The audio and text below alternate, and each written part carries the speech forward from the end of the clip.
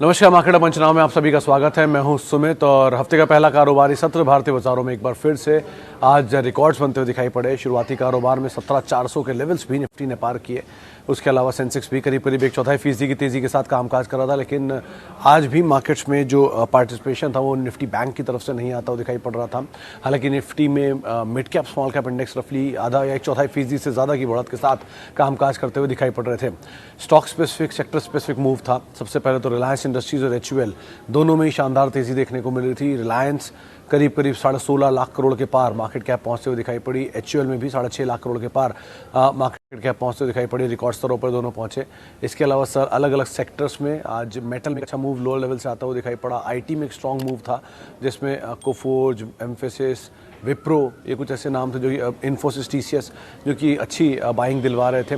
इसके अलावा real estate space में खरीदारी बनी हुई है, जिसमें चाहे फ्रंट लाइन में आप चले जाएं या मिड कैप में आज मेजरली बाइंग थी। शोभा, फिनिक्स, ब्रिगेड, ओबरॉय, ये कुछ ऐसे नाम थे। सत्र के अंतिम भाग तक आते हैं तो IBRL में भी कुछ हद तक लोअर लेवल से रिकवरी आते हुए दिखाई पड़ी।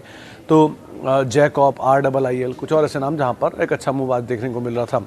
टेक्सटाइल, लेदर, न्यूज़ फ्लो के आधार पर यहाँ पर भी कुछ खरीदारी आते हुए दिखाई पड़ी। स्पेशली जो टेक्सटाइल स्पेस है वहाँ पर मूव था, और लेदर में भी जो गवर्नमेंट के एक्शन की बातचीत है उसके आधार पर कुछ मूव देखने को मिला।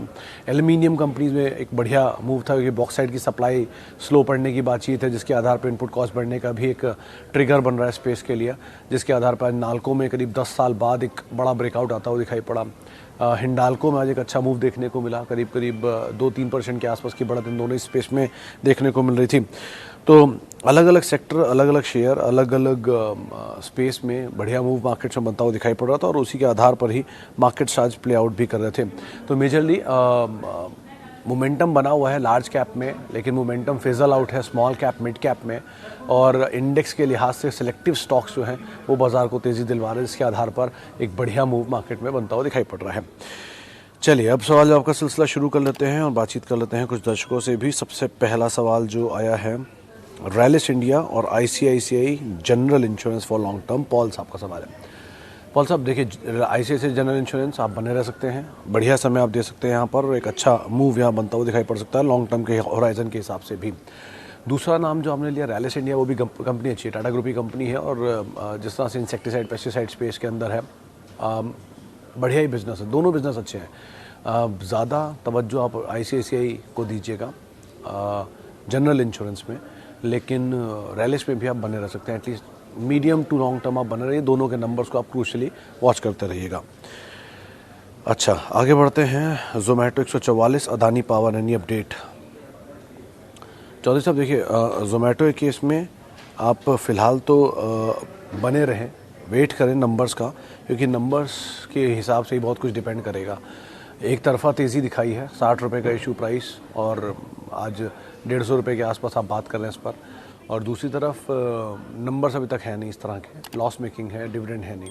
अभी तो सब अच्छा है क्योंकि नया नया लिस्ट है, अभी कुछ कहना मुश्किल है, लेकिन थोड़ा समय दीजिए, उस हिसाब से आपको कॉल लेना होगा। ब्रोकरेज हाउस से टारगेट 220, 210, 230 तक के भी हैं, और नंबर क्रूशियल पार्ट रहेंगे जिनको आपको क्लोजली वॉच करना होगा कोई भी कॉल लेते समय, तो उसको आप ज़रूर ध्यान में बना के रख सकते हैं। अच्छा, आगे बढ़ते हैं।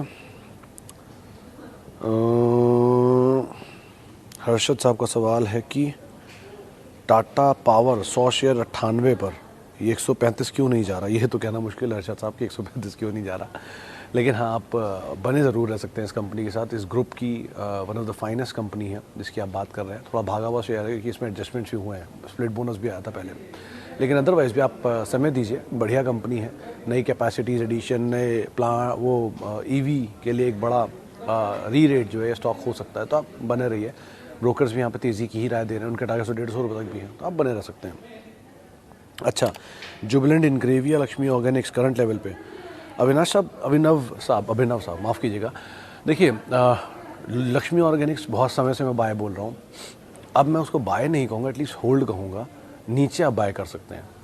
120 करोड़ का प्रॉफिट था लास्ट ईयर में, 102 करोड़ का प्रॉफिट उसने इसी क्वार्टर में दे दिया है, तो री रेट तो हुआ है स्टॉक, इसीलिए री रेट की वजह से इतनी बड़ी तेज़ी आई है। तो बड़ी तेज़ी का थोड़ा ईज आउट होना ज़रूरी है, तो ईज आउट होगा अभी।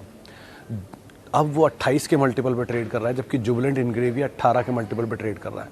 तो मल्टीपल के लिहाज से जुबिलेंट इंग्रेविया में भी स्टीम बाकी है लक्ष्मी ऑर्गेनिक्स के कंपैरिजन में। बिजनेस ऑलमोस्ट सिमिलर है दोनों का और ज़्यादा अच्छी वैल्यू जुबिलेंट इंग्रेविया में है। ग्रुप भी अच्छा है, भारतीय ग्रुप की कंपनी है। तो आप जुबिलेंट इंग्रेविया में एटलीस्ट नए इन लेवल्स पे एंटर कर सकते हैं और वेट करिए, मतलब 740, 730, 720, 710, 700 के ऊपर आप जितनी खरीदारी कर सकते हैं करिए। और अगर 700 भी तोड़ देता है तो मैक्सिमम 670 तक आपको खरीदारी करनी होगी, वो स्टॉप लॉस होगा श्योर मीडियम टर्म के लिए। लॉन्ग टर्म के लिए तो आप कहीं भी ले लीजिए, कोई दिक्कत नहीं है। पोटेंशियल कितना है, 1000 रुपये तक शायद ये शेयर में नियर टर्म में देखने को मिल जाए। अगर ये 28 की भी वैल्यू देता है जो लक्ष्मी को मिल रही है, या 25 की भी वैल्यू देता है जो लक्ष्मी को मिल रही है, तो भी 1000 का लेवल पार हो जाएगा। तो आप एटलीस्ट खरीदारी यहाँ कर सकते हैं। री रेटिंग की पॉसिबिलिटी है स्पेस में और पर्टिकुलरली स्टॉक के अंदर जुबिलेंट इंग्रेविया में। अच्छा जी, आगे बढ़ते हैं और सेंट गोबेन, आरती इंडस्ट्रीज, बिरला कॉर्प। कौशिक जी, पहला नाम बिरला कॉर्प इन तीनों में जिसको आप खरीद सकते हैं। सीमेंट में जो जेके सीमेंट ने विटनेस किया है वही शायद बिरला कॉर्प आपको करता हुआ दिखाई पड़े, तो आप बिरला कॉर्प ले सकते हैं। वैसे तो सीमेंट में जेके सीमेंट अभी भी सबसे पहली प्रेफरेंस है, लेकिन फिर भी आप बिरला कॉर्प को इसमें अपनी पोजीशन में होल्ड कर सकते हैं। सेंट गोबेन को अवॉइड करिएगा क्योंकि वो मीडियम टर्म वाला मोमेंटम बेस्ड स्टॉक है। वो कभी एकदम से खबर आएगी, ट्रिगर आएगा, चल जाएगा, फिर नहीं चलेगा। वॉल्यूम कम रहता है, थोड़ा मुश्किल रहता है इसको देखना। और तीसरा नाम जो आपने लिया शायद वो आरती इंडस्ट्रीज था, वो मैं मिस कर गया। खैर, बाकी इन दोनों के हिसाब से आप अपनी रणनीति को बना सकते हैं। अच्छा जी, आगे बढ़ते हैं। Adani green 1124, what to do. Shabir साहब, बड़ी तेज़ी आई है और एक तरफा तेज़ी आई है, सर्किट चला है। प्रॉफिट है अगर तो थोड़ा बहुत निकाल लीजिए, नहीं है तो वेट करिए आने का प्रॉफिट। और अगर आप लेना चाह रहे हैं तो अवॉइड करिए, क्योंकि एक तरफा तेज़ी वाले शेयरों को थोड़ा अवॉइड ही करना चाहिए। एक तरफा नीचे भी आ सकते हैं। वैसे नीचे आने के बाद चला है, लेकिन फिर भी बहुत बड़ी तेज़ी बहुत कम समय में आई है, 72% चला है एक महीने में। तो इस तरह की तेज़ी को अवॉइड करिए। इतनी बड़ी तेज़ी पर एंटर मत करिए। अगर आपके पास हैं तो बने रहिए, थोड़ा प्रॉफिट निकालते रहिए ऊपर के लेवल पे, और बाकी पोजीशन में आप बने रह सकते हैं। सुभजीत बनर्जी साहब पूछ रहे हैं कि किर्लोस्कर फेरो और जय कुमार इंफ्रा। सर, जय कुमार इंफ्रा कंपनी ठीक है, ऑर्डर इनफ्लोज अच्छे आते हैं, डेट का थोड़ा कंसर्न ज़रूर है, लेकिन ठीक है, ऑर्डर इनको मिलते रहते हैं। मुंबई महाराष्ट्र में कई सारे पिलिंग प्रोजेक्ट्स, पिलर्स वगैरह के प्रोजेक्ट होते हैं, रोड के प्रोजेक्ट होते हैं, इंफ्रा प्रोजेक्ट्स होते हैं, वो ये करते हैं। तो वैसे तो कंपनी ठीक है। रही बात किर्लोस्कर फेरो की, मतलब दोनों में मैंने एक चीज़ ऑब्जर्व की कि दोनों में वॉल्यूम थोड़ा कम रहता है। जय कुमार में इतना नहीं, लेकिन किर्लोस्कर में ज़्यादा रहता है। फेरो में अगर आप मतलब मेटल में जाना चाह रहे हैं तो आप JSL हिसार एक बार को तलाश सकते हैं। वहाँ पे एक अच्छा मूव और फंडामेंटल भी पीछे सपोर्ट कर रहे हैं, तो आप उसको एक बार को देख सकते हैं। वैसे भी मर्जर वाली कहानी इनके साथ ज़्यादा है, तो आप उसके अकॉर्डिंग रणनीति रखें, लेकिन किर्लोस्कर फेरो को थोड़ा अवॉइड करें। अगर आपके पास है तो कहना मुश्किल है, लेकिन अगर नए लेना चाहते तो ये रणनीति रख सकते हैं। और जय कुमार इंफ्रा में आप बने रह सकते हैं। और इंफ्रा में वैसे तो ऐसा कोई दम है नहीं किसी कंपनी में, सबसे बढ़िया L&T है, लेकिन फिर भी अगर आप लेना चाहते हो मीडियम टर्म के लिए एटलीस्ट इसे आप देख सकते हैं। अच्छा जी, आगे बढ़ते हैं। इतने सारे सवाल आ गए एकदम से। मदरसन सुमी क्या करें। कौशिक साहब, मदरसन सुमी वैसे तो बढ़िया कंपनी है, मतलब 2 क्वार्टर के लास्ट के नंबर्स बहुत ही अच्छे थे, पिछले क्वार्टर के उससे पहले वाले तो बहुत ही अच्छे थे। डेट को ईज आउट करना कंपनी की पहली प्रेफरेंस है। मेजर क्लाइंटेल इनके यूरोप में है, फॉक्सवैगन सबसे बड़ा क्लाइंट है, और एक्सपोर्ट भी है 200+ कंट्रीज़ में। लेकिन अगर आप एक बड़ी क्रूशियल चीज़ देखेंगे तो बहुत बड़ा रनअप दिखा चुका है। आप मदरसन सुमी की हिस्ट्री पढ़िएगा, ये एडजस्टमेंट्स के बाद 30 पैसे 40 पैसे का शेयर होता था, जो आज आपके सामने 300-400 रुपये की रेंज में ट्रेड कर रहा है। तो बहुत बड़े स्प्लिट बोनस दे चुका है, मतलब कुछ कई हज़ार शेयरों को कई करोड़ रुपए में कन्वर्ट कर चुका है, तो कई 100 करोड़ रुपये रादर। तो इतनी बड़ी तेज़ी के बाद आपको मिल रहा है। नंबर्स ठीक है और EV साइकिल का बड़ा प्लेयर भी बनेगा, तो थोड़ा थोड़ा ऐड करिएगा। नीचे के लेवल पे मिले तो ज़्यादा बेहतर है। अभी तो वैसे ही पूरा ऑटो में स्पेशली ये दोनों कंपनियां चली हैं, भारत फोर्ज और एंसिलरी में, लेकिन ऑटो में एक्साइड अमर राजा जिस पे लास्ट वीक बात हुई थी वो चल गए, अमर राजा नहीं चला, एक्साइड चल गया। हीरो मोटोकॉर्प चलना शुरू हो गया। तो इस तरह की बहुत कंपनी है जो अच्छी वैल्यू पे है। हीरो मोटोकॉर्प, मारुति, अमर राजा और एक्साइड, ये 4 ऑटो कंपनियाँ थी जो कि अच्छे वैल्यू पे थी। 2 चल गई हैं, 1 चल गया है, 3 बाकी हैं, तो आप उन पर नज़र बना कर रख सकते हैं। अच्छा, लोधा डेवलपर देव साहब, कई जानकार मानते हैं कि बढ़िया कंपनी है। आज भी इनफैक्ट एक जानकार से मेरी बात हुई थी, उनका भी ये मानना है कि लोधा की शायद री रेटिंग होते हुए दिखाई पड़े, बढ़िया तेज़ी दिखाई पड़े यहाँ पर, क्योंकि इक्विटी छोटी है, एडजस्टमेंट हुए नहीं है। हाल का आया हुआ आईपीओ है, नंबर्स थोड़े सपोर्ट करेंगे तो चल भी सकता है, तो इसलिए नंबर्स का आप ध्यान रखिएगा। लेकिन अगर रियल एस्टेट में कोई इंडिविजुअल प्रेफरेंस पे आप मानना चाह रहे हैं तो आज ही वो प्रकाश दीवान साहब बोल रहे थे, आप इंडिया बुल्स रियल एस्टेट पे दांव लगा सकते हैं। 140-45 रुपये में मिल रहा है और बढ़िया इन्वेस्टर है उसके अंदर आ चुके हैं, मैनेजमेंट चेंज हो चुका है, तो री रेटिंग के बाद यहाँ पर शायद खरीदारी बने। तो आप IB रियल को देख सकते हैं अच्छी प्रेफरेंस के लिए, अगर आप नया निवेश करना चाह रहे हैं तो। और लोधा में अगर आपके पास पोजीशन है तो आप बने रह सकते हैं, कोई दिक्कत नहीं। मुनाफा हो रहा है तो थोड़ा थोड़ा मुनाफा हाई लेवल पे हर शेयर में रादर लेते चलिएगा। अच्छा जी, आगे बढ़ते हैं। प्लीज़ सजेस्ट फॉर व्यू 1 से 1 से 1.5 साल केमिकल, स्पेशलिटी केमिकल में। अल्पेश जी, स्पेशलिटी केमिकल में जुबिलेंट इंग्रेविया पे बात हुई, उसको आप ज़रूर ध्यान रखिएगा। लक्ष्मी ऑर्गेनिक अगर नीचे मिल जाए तो आप उसको भी ऐड कर सकते हैं। Sudarshan chemical all time favourite है यहाँ पर, अच्छी मतलब बाजार की फेवरेट पिक है वो। और अतुल लिमिटेड, ये 4 कंपनियों को आप ज़रूर ध्यान रखिएगा। ये 4 कंपनियाँ साउंड है स्पेशलिटी केमिकल में, इनको आप देख सकते हैं। अच्छा, 3i इन्फोटेक, यशवंत साहब अभी तो लिस्टेड ही नहीं है, इनफैक्ट ये रीलिस्ट होगी अभी 3 हफ्ते के लिए। ये इसकी ट्रेडिंग सस्पेंड हुई है, ये 31 तारीख को इसकी ट्रेडिंग सस्पेंड हुई है, तो उससे 3 हफ्ते जोड़ लीजिए। कहीं 20-21 के आसपास ही कहीं ये वापस रीलिस्ट होती हुई दिखाई पड़ेगी। और अब जब ये रीलिस्ट होगी तो उसका दाम शायद 80-90 रुपये की रेंज में होगा और आपके नंबर ऑफ शेयर घट जाएंगे। तो आप ये सब एडजस्टमेंट समझ लें पहले इसका, उसके बाद इसके ऊपर कोई कॉल लीजिएगा। रीलिस्ट होने दीजिए, उसके बाद सिचुएशन क्या बनती है उस पर डिपेंड करता है, लेकिन अभी तो वेट करिए क्योंकि ये सस्पेंडेड है ट्रेडिंग इसकी। अच्छा, Linde India Vardhman speciality, sir Linde India ज़्यादा बेटर है अगर आप लंबी अवधि के लिहाज से सोच रहे हैं तो, क्योंकि हाइड्रोजन और ऑक्सीजन दोनों जिसका ट्रेंड अभी इसका काफ़ी ज़्यादा है। ऑक्सीजन की भी सप्लाई की शॉर्टेज थी, मेडिकल में हो या हॉस्पिटल्स में हो, और हाइड्रोजन के ऊपर तो प्रधानमंत्री साहब भी बहुत तवज्जो दे रहे हैं, तो वो एक और ऐसी चीज़ है जो ग्रोथ दिखा रही है। हाइड्रोजन प्लांट मैन्युफैक्चरर में इनकी मोनोपोली है, 18% के रेवेन्यूज़ का हिस्सा वहाँ से आता है और 82% के आसपास रेवेन्यूज़ जो है वो इनके ऑक्सीजन की सप्लाई से आते हैं। तो बढ़िया BOC ग्रुप की कंपनी है, डीलिस्टिंग कैंडिडेट भी है, आप बने रहिए, समय दीजिए, बढ़िया पैसा यहाँ पर बन के दे सकता है।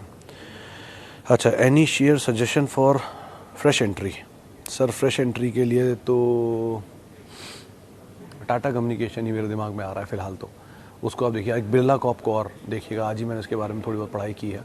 कितनी करीब 30 मिलियन टन की कैपेसिटी है, ये मैंने ट्वीट भी किया है। 30 मिलियन टन की कैपेसिटी है, टॉप 8 कंपनीज़ में शुमार है और वैल्यू के लिहाज से 15 या 16 के मल्टीपल पे शेयर अभी कामकाज कर रहा है। लार्जर जो सीमेंट कंपनीज़ हैं उनमें सबसे सस्ता फिलहाल दिखाई पड़ रहा है। एक रेन इंडस्ट्रीज भी था लेकिन वो चल गया, लेकिन वो सस्ता, वो सिंगल डिजिट में था, उसको भी आप देख सकते हैं, वो सीजनल है। लेकिन बिरला कॉप ज़्यादा अच्छी कंपनी है, स्टेबल है, बढ़िया कैपेसिटी, इतनी बड़ी कैपेसिटी वाली कंपनी रातों रात भाग नहीं सकती। 33 मिलियन टन के आसपास की कैपेसिटी है और JK सीमेंट के बराबर की कैपेसिटी है और उससे आधा मल्टीपल पे शेयर अभी कामकाज कर रहा है। तो हो सकता है इसे कैचअप करे बाजार कुछ दिन में, आप बिरला कॉप को फर्दर ऐड कर सकते हैं। अच्छा जी, आगे बढ़ते हैं। लुपिन बाइंग लेवल, जयदीप साहब यही लेवल जो भी आप देख रहे हैं ये लेवल ऐड करने लायक है। सिंगल डिजिट में इसका मल्टीपल कामकाज कर रहा है, ईयर लो के आसपास है। ऑरबिंदो और लुपिन दोनों, तो ये दोनों, या बायोकॉन भी, लेकिन बायोकॉन थोड़ा महंगा है, लेकिन ये दोनों कंपनियां फिर भी सस्ते दाम पर अवेलेबल है। फार्मा वैसे भी काफ़ी टूटा हुआ है, आप थोड़ा थोड़ा पोजीशन यहाँ पर ऐड कर सकते हैं, चाहे लुपिन की हो, चाहे बायोकॉन, चाहे ऑरबिंदो की हो। अच्छा जी, आगे बढ़ते हैं। रिलायंस इंडस्ट्रीज और आगे जाएगा, बेच दें। सनी साहब, बहुत सीधी सी बात है। अगर आपको ये लगता है कि बाज़ार या देश यहाँ से बढ़ेगा, मार्केट और बढ़ेगा, सेंसेक्स कभी 1 लाख होगा, निफ्टी कभी 20,000 होगा, 30,000 होगा, 25,000 होगा, कभी भी हो, 20 साल में हो, 10 साल में हो, तो देश की नंबर 1 कंपनी कौन सी है? रिलायंस, 16.5 लाख करोड़ की। जब वो नंबर 1, बाजार डबल हुआ तो निफ्टी भी तो देश की नंबर 1 कंपनी तो डबल होगी। आप ऐसे समझ लीजिए 2010 में रिलायंस का मार्केट कैप था 3.5 लाख करोड़, आज रिलायंस का मार्केट कैप है 16.5 लाख करोड़ और कंपनी अभी भी नए नए बिजनेसेस में वेंचर कर ही रही है। तो आप इतनी बड़ी कैपेसिटी है, इतना 16.5 लाख करोड़ की मार्केट कैप, बहुत बड़ी बात है। देश का दूसरा सबसे बड़ा ग्रुप है, देश की सबसे बड़ी कंपनी है, तो आप आराम से उसमें पैसा डालिए। क्यों आपको लग रहा है कि ये नीचे आएगा, या क्यों ऐसा लग रहा है कि यहाँ पैसा लेकर निकल जाइए? तो कोर पोर्टफोलियो का हिस्सा होना चाहिए, उसी में बना के रखिए इसे। और अगर आपको लगता है तो ऊपर के लेवल पे थोड़ा बहुत प्रॉफिट ले लीजिए, फ्री के शेयर को छोड़ दीजिए, वो सबसे अच्छी रणनीति है। अच्छा जी, आगे बढ़ते हैं। सोना कॉमस्टार को, शिवाजी सोना कॉमस्टार को हाँ होल्ड कर सकते हैं, आज नया हाई भी काटा है, अभी तो चल ही रहा है। ईवी की स्टोरी बहुत स्ट्रॉन्ग है इनके साथ, होल्ड करिए। लेकिन क्योंकि अगर आपने IPO के आसपास के अलॉटेड है तो फिर पैसा बढ़िया बन रहा होगा आपको, तो थोड़ा सा प्रॉफिट लेके फ्री के शेयर रख लीजिए, वो ज़्यादा बढ़िया तरीका होगा इसके अंदर बने रहने का। चलिए फिलहाल अब इतने ही सवालों को मैं शामिल कर पाऊंगा। माफ़ी उन सभी लोगों से जिनसे आज हम बातचीत नहीं कर पाए, और बहुत बहुत शुक्रिया उन सभी लोगों का जिन्होंने हमसे सवाल पूछे, हमारे साथ आज जुड़े। आपसे कल फिर मुलाकात होगी, लेकिन मार्केट्स ऑल टाइम हाई पर है, ध्यान से संभल कर स्टॉप लॉसेस के साथ आप ट्रेड करिएगा। नमस्कार। और आप मेरे साथ जुड़ सकते हैं @SumitResearch मेरा ट्विटर हैंडल है।